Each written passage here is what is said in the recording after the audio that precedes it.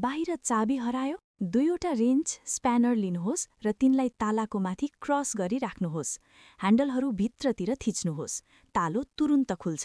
चाबी नै चाहिँदैन। 2. दुईवटा केबल अस्तव्यस्त देखिएका छन्? माथिल्लो भागमा हरियो जिप टाई लगाउनुहोस्, घडीको दिशामा तलतिर घुमाउनुहोस् अनि टुप्पो पगालेर टपक्क टाँसिदिनुहोस्। सफा र राम्रो देखिन्छ। 3.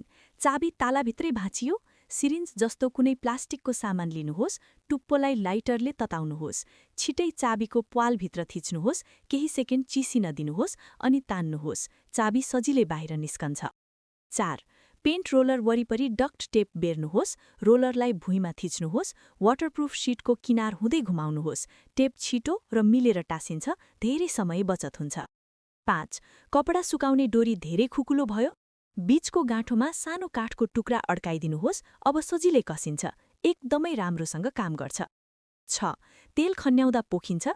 खन्याउँदा बोतलको मुखमा चम्चा राख्नुहोस्, तेल चम्चाबाट बग्न दिनुहोस्, एक थोपा पनि पोखिँदैन। 7. प्यानको तल्लो भाग धेरै चिल्लो छ? त्यसमा नुन र बेकिङ सोडा छर्कनुहोस्, भाँडा धुने साबुन हालेर फैलाउनुहोस्, कागजको तौलियाले छोप्नुहोस्, माथिबाट सिर्का हाल्नुहोस्, 20 मिनेट छोड्नुहोस्, पछि पुछ्नुहोस्, प्यान नयाँ जस्तै चम्किन्छ।